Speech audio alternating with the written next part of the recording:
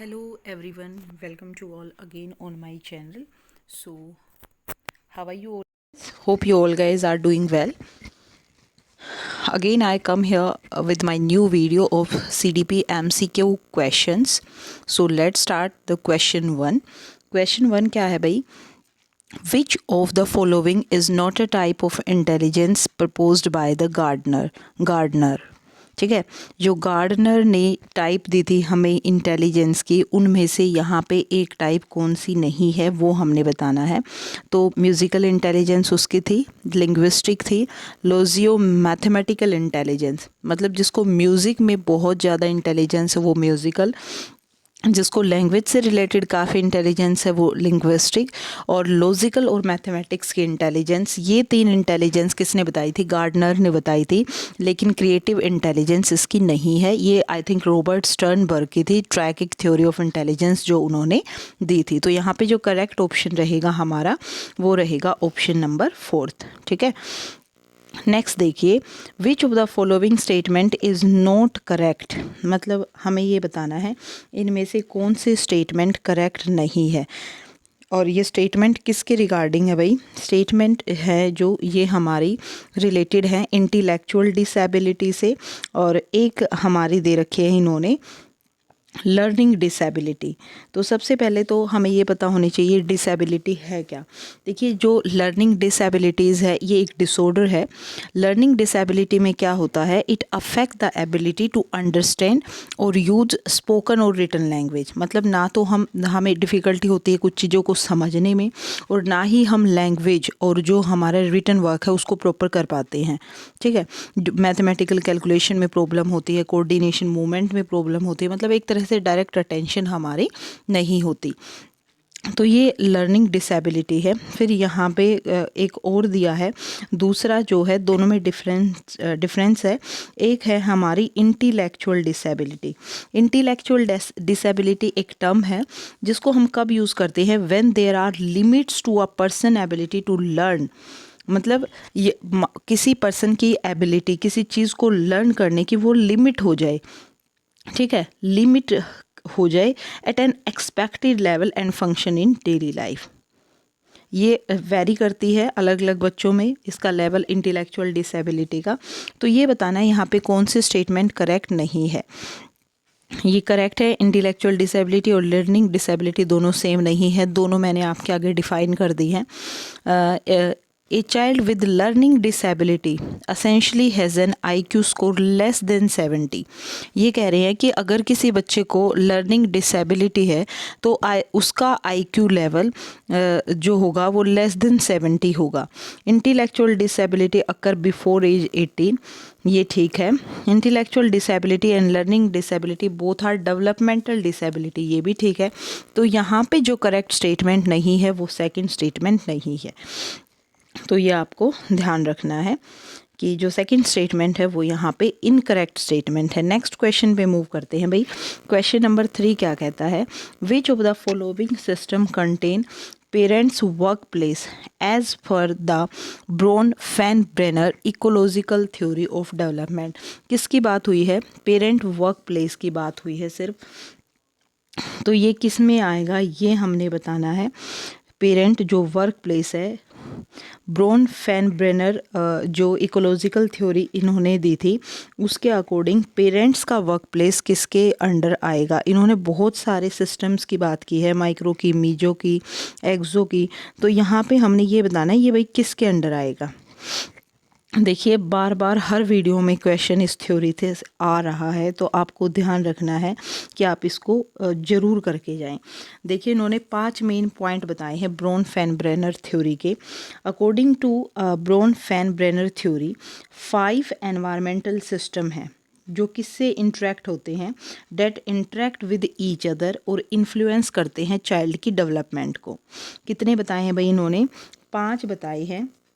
और वो 5 सिस्टम कौन कौन से हैं मैंने पहले भी बताए थे वीडियो में। माइक्रो सिस्टम है, और दूसरा हमारा मीजो सिस्टम है, MM से है, आपको ध्यान रखना है।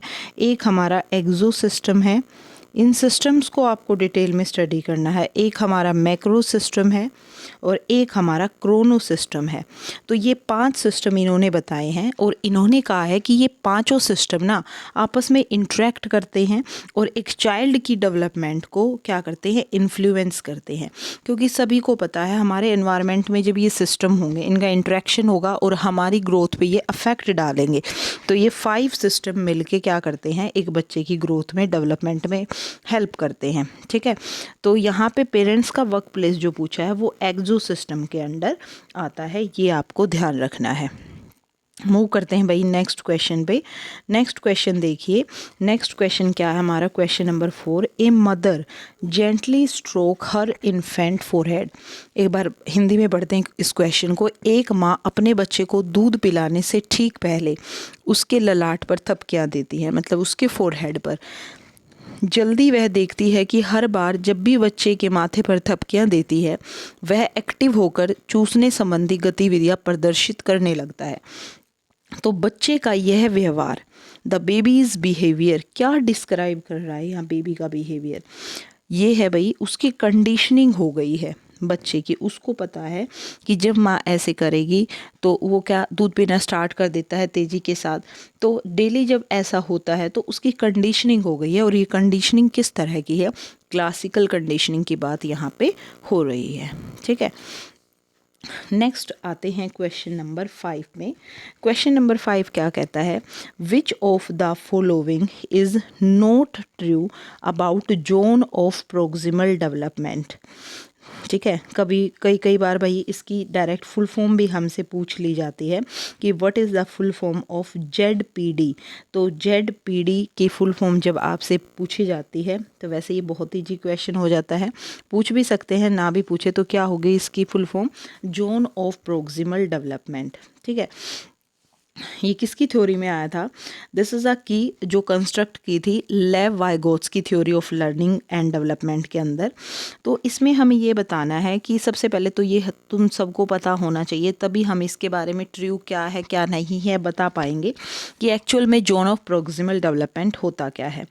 It is defined as the space between what a learner can do without assistance and what a learner can do with adult guidance, और हम कहें in collaboration with more capable peers. देखिए एक लर्नर है, ठीक है, उस लर्नर ने कितना लर्न किया बिना किसी की गाइडेंस के, बिना किसी की हेल्प के, बिना किसी की असिस्टेंस के।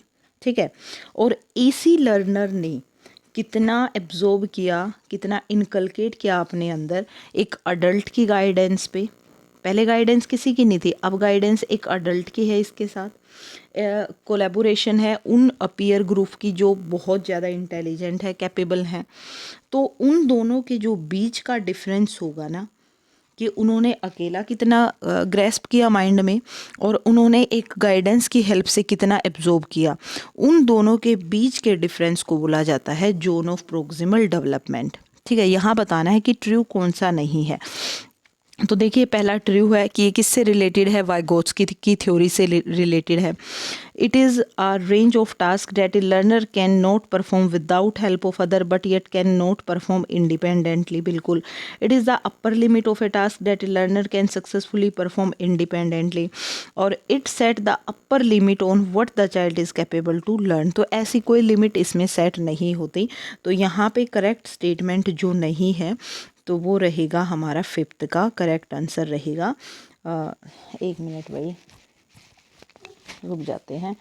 It is the upper limit of a task that a learner can successfully perform independently. नहीं, इसमें सक्सेसफुली वो इंडिपेंडेंटली नहीं करता।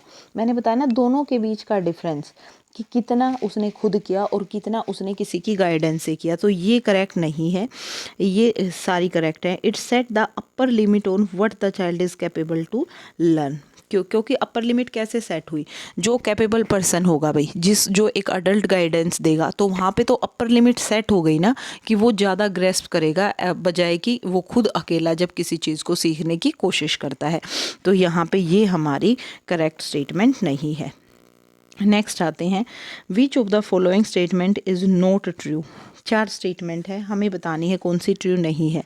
Classical conditioning deals with voluntary behaviour, operant conditioning deals with voluntary behaviour, classical conditioning deal with involuntary behaviour, और in operant conditioning consequences are important in framing an association. देखिए ये तीनों statement यहाँ पे true हैं। जो हमारी क्लासिकल कंडीशनिंग थ्योरी थी, जो हमारी ये इवान पावलोव ने दी थी, उसमें वॉलेंट्री बिहेवियर को नहीं देखा जाता। जो डॉग पे उन्होंने एक्सपेरिमेंट किया था वहाँ पे इनवॉलेंट्री बिहेवियर पे फोकस होता है।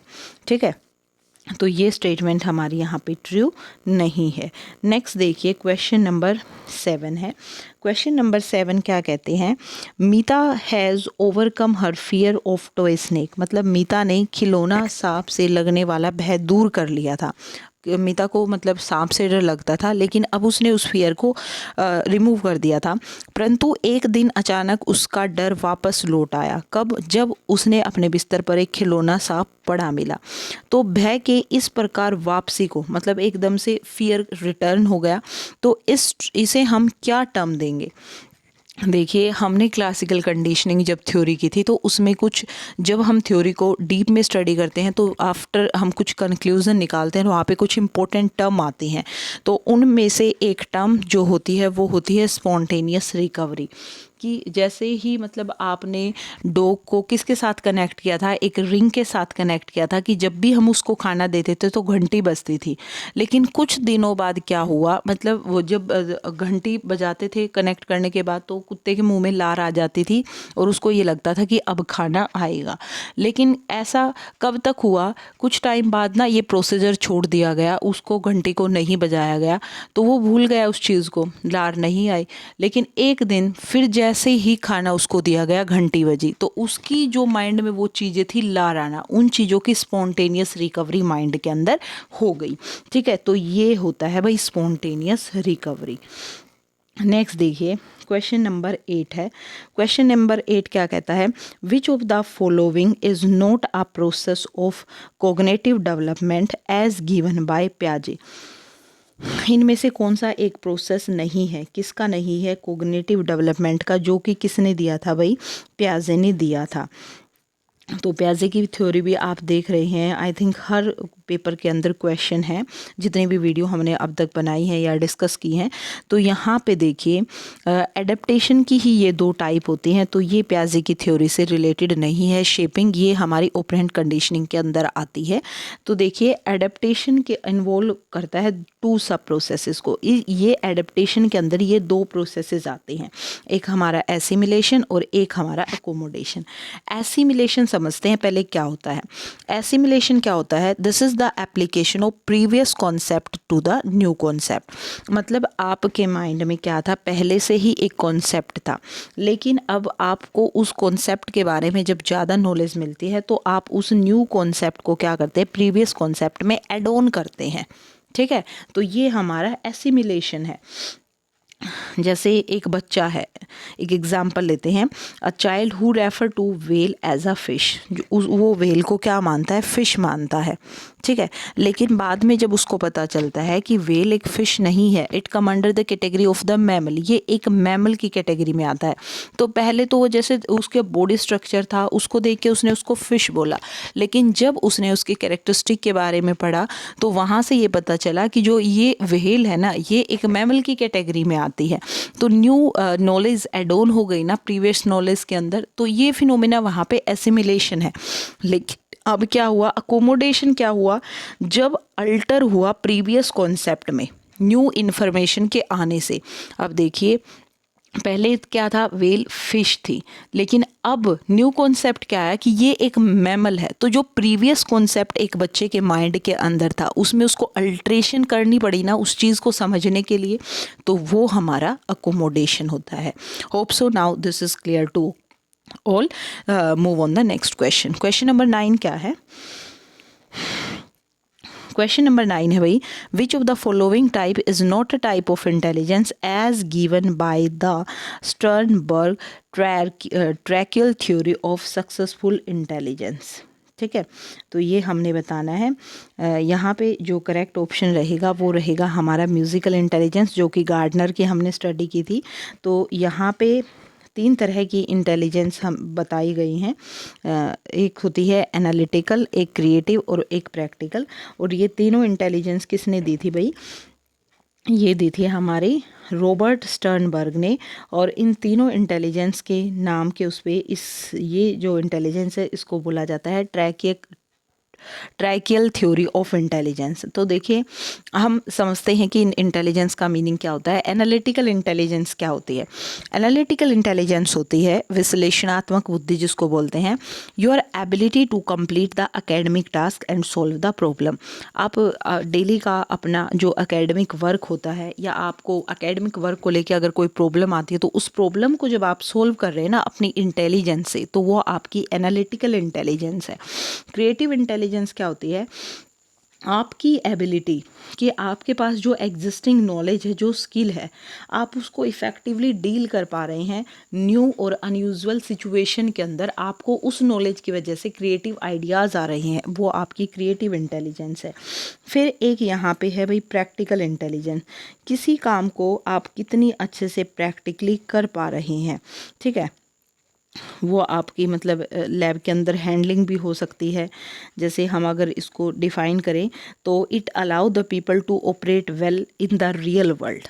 मतलब आप कुछ कर रहे हैं रियल वर्ल्ड के अंदर और आप उसको कितनी अच्छे से ऑपरेट कर रहे हैं, प्रैक्टिकल्स प्रॉब्लम को कैसे आप सॉल्व करके दिखा रहे हैं with the help of hand, ठीक है। तो प्रैक्टिकल इंटेलिजेंस में क्या आएगा? आपकी इंटरपर्सनल नेगोटिएशन स्किल। और जो प्रैक्टिकल इंटेलिजेंस पर्सन है, अगर मैं नेट लेवल पे बात करूँ तो कई बार पूछा जाता है, जो प्रैक्टिकल इंटेलिजेंस है इसका एक और नाम है, इस इंटेलिजेंस को स्ट्रीट स्मार्ट्स भी बोला जाता है। स्ट्रीट स्मार्ट आपको ध्यान रखना है। और प्रैक्टिकल प्रॉब्लम सॉल्विंग भी इसको बोला जाता है, ठीक है। Hope this question is clear to all. Move on the next question. Question क्या है? The example you scratch my back and I will scratch your indicate which type of morality as given by प्याजे। तो ये किससे related है? यह कथन कि तुम मेरी पीठ खुजाओ और मैं तुम्हारी खुजाऊंगा, तो ये निम्नांकित में से किस प्रकार की नैतिकता की ओर इंगित हो रहा है यहाँ पे? तो करेक्ट ऑप्शन है यहाँ पे beginning of morality of cooperation, सहयोग की नैतिकता। मतलब एक दूसरे का सहयोग कर रहे हैं ना, तो यहाँ से पता चल रहा है। 11 क्वेश्चन है which of the following is not related to the classical conditioning theory. तो क्लासिकल कंडीशनिंग से रिलेटेड कौन सा नहीं है? मैंने ये बताया था भाई, ये ऑपरेंट कंडीशनिंग से रिलेटेड है। बाकी एक्सटिंक्शन, स्पॉन्टेनियस रिकवरी और स्टिमुलस डिस्क्रिमिनेशन। एक्सटिंक्शन तो हो जाना, किसी चीज़ का ख़त्म हो जाना। स्पॉन्टेनियस रिकवरी अभी हमने स्टडी किया था। और स्टिमुलस डिस्क्रिमिनेशन मतलब आप किसी को 2 स्टिमुलस दे रहे हैं, तो उन दोनों स्टिमुलस के बीच में भेद अगर वो कर पा रहा है, मतलब ये स्टिमुलस अलग है, ये अलग है, तो वो होता है स्टिमुलस डिस्क्रिमिनेशन, ठीक है। फिर है भाई ऑटिज़म। ऑटिज़म को सबसे पहले डिस्क्राइब किसने किया था, ये हमने बताना है। तो ये किया था लियो कैनर ने, ध्यान रखना है आपको। क्वेश्चन नंबर 13 है out of the following alternative which one is not come under the process in socialization. इनमें से कौन सा सोशलाइजेशन के अंडर नहीं आता? तो सोशलाइजेशन से भी क्वेश्चन आए हुए हैं पीछे वीडियो में, और मैंने बताया भी है कि सोशलाइजेशन क्या होता है, लेकिन फिर से हम एक बार डिस्कस कर लेते हैं व्हाट इज़ सोशलाइजेशन। देखिए, हम सोसाइटी में रहते हैं, ठीक है। सोसाइटी में जब हमारा पीपल के साथ इंटरेक्शन होता है, तो वो जिस कल्चर में हम रहते हैं, हम उस कल्चर से कुछ हैबिट, कुछ बिलीफ हम एक्वायर करते हैं, और उन चीज़ों को ही लेकर हम लाइफ में आगे बढ़ते हैं। अगर मैं इसको डिफाइन करूँ तो it is the process by which a human being beginning eight infancy, मतलब इन्फेंसी से वो स्टार्ट करता है और एक्वायर करता है हैबिट्स को, बिलीफ को, एक्यूमुलेटेड नॉलेज लेता है सोसाइटी से। और वो नॉलेज सोसाइटी से एजुकेशन के थ्रू भी ले सकता है, और वो नॉलेज वो ट्रेनिंग के थ्रू भी ले सकता है, ठीक है।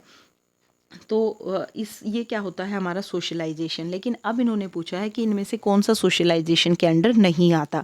Learning to behave in socially approved way, बिल्कुल।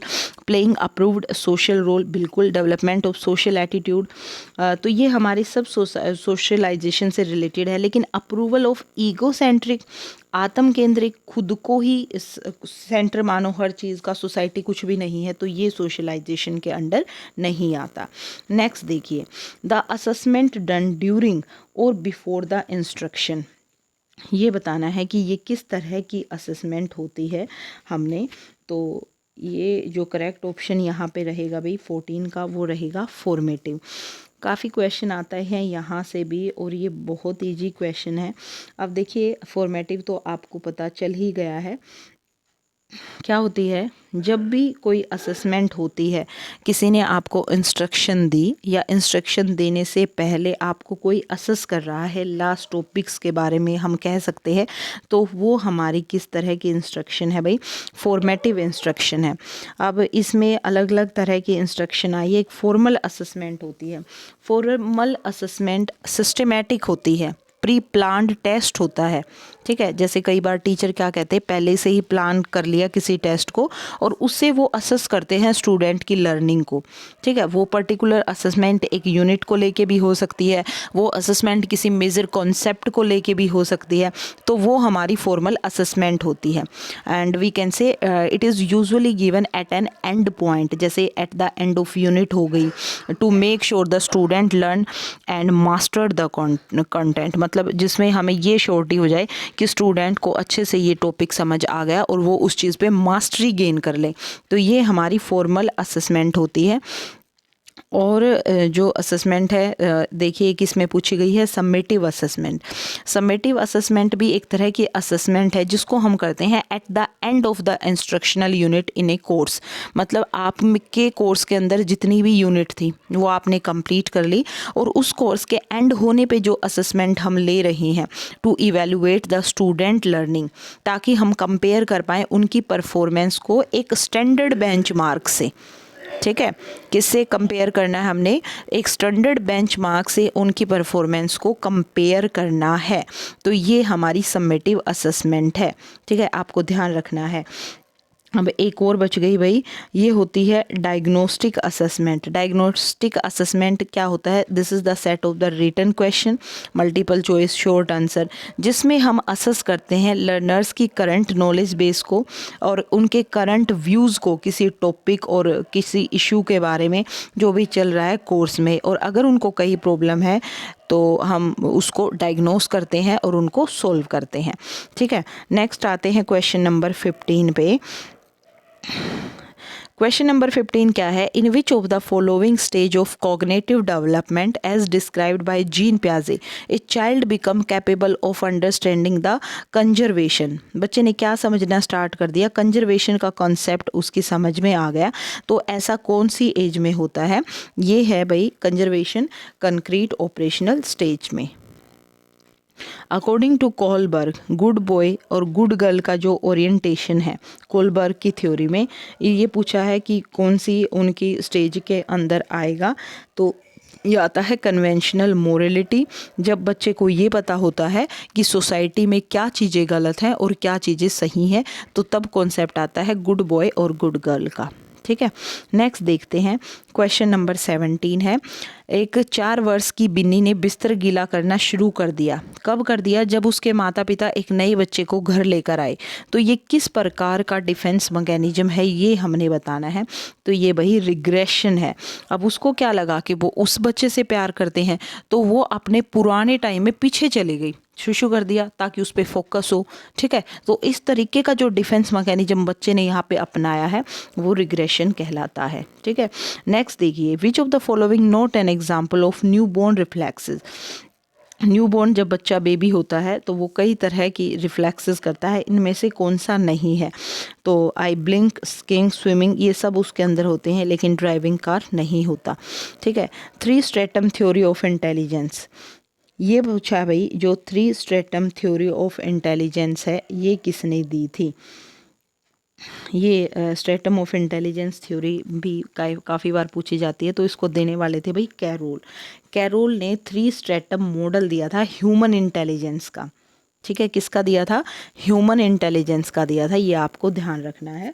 और उन्होंने क्या कहा था कि 3 तरह की इंटेलिजेंस होती है, जैसे जनरल इंटेलिजेंस हो गई, फ्लूइड इंटेलिजेंस, जनरल इंटेलिजेंस को जी से जानते हैं, फ्लूइड इंटेलिजेंस को जीएफ से जानते हैं, और क्रिस्टलाइज्ड इंटेलिजेंस जिसको जीसी बोलते हैं। तो ये 3 तरह की इंटेलिजेंस इन्होंने बताई थी, और देने वाला कौन था? कैरोल था। क्वेश्चन नंबर 20 पे जाते हैं। Which of the following is not true about the Broca area of brain, कि इनमें से जो ब्रोका एरिया ऑफ ब्रेन के बारे में क्या सही नहीं है। आई थिंक ये न्यू क्वेश्चन सबको लगा होगा, लेकिन ये थोड़ा थोड़ा बायोलॉजी से रिलेटेड हो गया, क्योंकि जो नई रिसर्च हुई है वो क्या शो करती हैं कि जो ब्रोका एरिया होता है ना, वो कहाँ पे लोकेटेड होता है? फ्रंटल कॉर्टेक्स के अंदर। जो साइंस के स्टूडेंट है वो इसको समझ जाएंगे, भाई फ्रंटल कॉर्टेक्स एक पार्ट होता है ब्रेन का, तो ये जो ब्रोका एरिया है ये वहीं पे लोकेटेड होता है। And this ब्रोकल area plans the process of speech bye interacted with the temporal cortex. ये इसका फंक्शन क्या होता है, मतलब ये जो हम स्पीच करते हैं ना, तो ये कैसे होती है? जब इस फ्रंटल कॉर्टेक्स की इंटरेक्शन होती है टेम्पोरल कॉर्टेक्स के साथ, ये अलग अलग पार्ट है, तो वहाँ पे जो सेंसरी इन्फॉर्मेशन है सबसे पहले उनकी प्रोसेसिंग होती है, and the motor vertex which control the movement of the mouth. हमने यहाँ बताना है कि इनमें से ट्रू कौन सा नहीं है, मतलब 3 ट्रू हैं, यहाँ पे एक ट्रू नहीं है। तो it is located in the left frontal lobe, support करता है हमारी ग्रामेटिकली प्रोसेसिंग को, रिस्पॉन्सिबल होता है लैंग्वेज प्रोडक्शन के लिए। ये यहाँ पे वही रोंग है, it is responsible for comprehending the word meaning, ये शब्दों के अर्थ समझने में मदद करता है, ये इसका फंक्शन नहीं है। नेक्स्ट देखिए, क्वेश्चन नंबर 21 है, if a child is sharing with you what he did after he got up in the morning। यदि एक बच्चा आपको यह बता रहा है कि आज सुबह उठने के बाद उसने क्या किया, तब वह क्या प्रयोग कर रहा है, ये आपने बताना है। ठीक है, एक बच्चा सुबह उठता है और सुबह उठते ही वो क्या बताता है कि आज वह क्या प्रयोग कर रहा है, तो ये वही एपिसोडिक मेमोरी होती है। ठीक है, वह क्या प्रयोग कर रहा है, ये किस तरह की मेमोरी है? एपिसोडिक। अब देखिए कि इसमें सिमेंटिक मेमोरी आई है। सिमेंटिक मेमोरी क्या होती है? जो लॉन्ग टर्म मेमोरी होती है ना, जिसमें हम इन्वॉल्व करते हैं कैपेसिटी हमारी कि हम रिकॉल कर पाएँ वर्ड्स को, कॉन्सेप्ट्स को, नंबर को, तो ये असेंशियल है for the use and understanding of the language, वो होती है सिमेंटिक मेमोरी। अब इसमें पूछी है सेंसरी और प्रोसीजरल मेमोरी भी पूछी है, तो ये भी आपको पता होना चाहिए। एक मिनट, इनको भी अभी हम डिस्कस करते हैं। एक है सेंसरी मेमोरी और एक है हमारी प्रोसीजरल मेमोरी। Just wait. देखिए भाई, प्रोसीजरल मेमोरी देख लेते हैं पहले। प्रोसीजरल मेमोरी क्या होता है? इसको हम इम्प्लिसिट मेमोरी बोलते हैं। एक तो इसका दूसरा नाम क्या है प्रोसीजरल मेमोरी का? Implicit memory. ठीक है, this is a type of long term memory which involve in the performance of different action and skill. ठीक है, तो इस मेमोरी में हम क्या इन्वॉल्व करते हैं? जो परफॉर्म करने हैं आपको, अलग अलग तरह की स्किल है, अलग अलग तरह के असेंशियल हैं। Essentially it is the memory of how to do certain things, कि कोई भी चीज़ आपको करनी है तो वो कैसे करनी है। जैसे हम कहें आपको ड्राइव कैसे करना है, बाइक को कैसे राइड करना है, कुकिंग कैसे करनी है, आप कैसे एक ऑमलेट की रेसिपी बनाओगे, तो इस तरह के जो एक्शन हम रिलेटेड होते हैं ना, वो हमारे प्रोसीजरल मेमोरी में होते हैं। ठीक है, एक होता है ये सेंसरी रजिस्टर। सेंसरी रजिस्टर को ही हम सेंसरी मेमोरी बोलते हैं, तो आपको कन्फ्यूज़न में नहीं रहना। And this is refer to the first and most immediate form of memory you have. ठीक है, इमीडिएट मेमोरी होती है। Sensory register is your ultra short memory, जो क्या लेते हैं? सेंसरी इन्फॉर्मेशन लेते हैं आपकी सेंसेस के थ्रू। अब आपकी सेंसेस लाइक साइट के through, hearing, smell, taste, touch, इन सारी चीज़ों के थ्रू वो क्या लेते हैं? सेंसरी इन्फॉर्मेशन लेते हैं, and hold it for no more than a few seconds, और तभी उन सेंसेस की हेल्प से क्या करते हैं? कोई भी काम करते हैं। तो ये आई थिंक अब आपको समझ आ गई होगी। नेक्स्ट देखिए, नेक्स्ट है, which of the following is not true about the dramatic play. Dramatic play के बारे में इनमें से क्या सही नहीं है? ड्रामेटिक प्ले एक तरह का, जैसे कोई भी ड्रामा हो गया, जिसको एक बच्चा प्ले करता है, हम इसको ये कह सकते हैं it's the kind of play where kids, जो किड्स होते हैं, take on roles and act them out as a way of exploring themselves and their surrounding. मतलब ये एक तरह का प्ले है जहाँ पे जो किड होते हैं वो रोल लेते हैं, कोई भी रोल जो उनके पास होता है उसको एक्ट करते हैं और उस रोल में ना वो एक्सप्लोर करते हैं नई नई चीज़ें और अपने सराउंडिंग को। तो ये होता है ड्रामेटिक प्ले। अब इन्होंने यहाँ पे पूछा है कि ड्रामेटिक प्ले में क्या ट्रू नहीं है, क्या सही नहीं है। तो हम चलिए पढ़ लेते हैं एक बार स्टेटमेंट को। It is a form of active play, तो ये बिल्कुल सही है। It is known as make believe play, मतलब इसको स्वांग रचना के नाम से, क्योंकि चीज़ें एक्सप्लोर होती हैं तो स्वांग रचना के नाम से भी हम इसको जानते हैं। इट इन्वॉल्व ओवर्ट बिहेवियर, कि ये ओवर्ट बिहेवियर को शो करता है बच्चे के। इट इज़ ऑलवेज रिप्रोडक्टिव, यह हमेशा पुनरुत्पादक होता है, ऐसा ज़रूरी नहीं है, वो डिपेंड करता है किड्स टू किड्स, तो ये ज़रूरी नहीं होता। नेक्स्ट है presentation of an unpleasant stimulus, आपके सामने एक अनप्लीजेंट स्टिमुलस जो आपको अच्छा नहीं लगा, कुछ ऐसी चीज़ प्रेजेंट कर दी ताकि किसी चीज़ की अकरेंस को कम किया जा सके। तो ये किस तरह की रीइंफोर्समेंट है, इसको क्या बोलते हैं, मेनली हमने ये बताना है। तो भाई इसको हम बोलते हैं पनिशमेंट। आपके किसी बिहेवियर को कम करना है, और बिहेवियर कम कौन सा करते हैं हम, जो अच्छा बिहेवियर नहीं होता तो उसको कम करते हैं, ठीक है। तो उसको कम करने के लिए आपके सामने ऐसा स्टिमुलस लाया गया जो आपके लिए अच्छा नहीं है, प्लीजेंट नहीं है, तो इसके लिए वो आपके लिए क्या हुआ, जब कोई चीज़ आपके लिए प्लीजेंट नहीं है तो वो आपके लिए पनिशमेंट हुई। तो थर्ड ऑप्शन यहाँ पे करेक्ट रहेगा। नेक्स्ट देखिए, the statement personality is nothing but A set of learned response, ये किसने दी है, किन कौन से का ये दृष्टिकोण की सही व्याख्या है, तो ये किन के अकॉर्डिंग मानी जाती है। भाई ये बिहेवियरिस्टिक व्यू है, आपको ध्यान रखना है। जब चालक कार की सीट बेल्ट बांध लेता है तब कार का सीट बेल्ट बजना बंद हो जाता है, तो यह किस तरीके का उदाहरण हुआ। भाई कुछ ना कुछ प्रॉब्लम आ रही है तो नेगेटिव रेनफोर्समेंट हुआ उसके लिए। Knowing how to ride a bicycle, ये किस तरह का एग्जाम्पल है कि हमें यह जानना कि साइकिल कैसे चलाएं, यह किस चीज़ का उदाहरण है। तो ये है भाई हमारी प्रोसीजरल नॉलेज। नेक्स्ट देखिए, during the developmental period of foetus head is well developed before his leg, मतलब उसका सिर पहले डेवलप हो गया और लेग बाद में हुई, तो ये किस तरह की डेवलपमेंट टेंडेंसी को शो करता है। तो ये हमारी सिफेलोकोडल का सिद्धांत है, लास्ट वीडियो में भी मैंने डिस्कस किया है, देख लेना। Which of the following is not true about the children play, children play के बारे में कौन सा सही नहीं है। Number of play activity decrease with increasing age, बिल्कुल सही है। Play become increasingly social with increasing age, बिल्कुल सही है। The number of playmates increase within, ऐसा नहीं है, प्लेमेट्स तो डिक्रीज होते जाते हैं जैसे जैसे एज बढ़ती है। Play become increasingly sex appropriate with increasing age, आयु बढ़ने के साथ खेल ज़्यादा लैंगिक रूप से उपयुक्त हो जाता है, ये भी सही है, ये स्टेटमेंट आपकी गलत है। डिसकैलकुलिया, ये किस तरह की एक डिसेबिलिटी है, ये आपको बताना है, तो सभी को पता है ये हमारी लर्निंग डिसेबिलिटी है। और डिसकैलकुलिया ये मैथ में आती है, भाई मैथमेटिकली ये एक प्रॉब्लम है कि आपको कैलकुलेशन में प्रॉब्लम आती है। Which of the following theory assume date child development is not a continuous process, कौन सी थ्योरी ऐसा मानती है कि जो बच्चे की डेवलपमेंट है वो कॉन्टीन्यूअस नहीं होती। तो ये मानती है भाई हमारी कॉग्निटिव डेवलपमेंट थ्योरी ऑफ पियाजे, ठीक है, ए ऑप्शन यहाँ पे करेक्ट है। So these are the question for today's video, hope so all questions are liked by you. अगर वीडियो आपको अच्छी लगी है then share this video with your friends, subscribe my channel and like the video. Thank you everyone.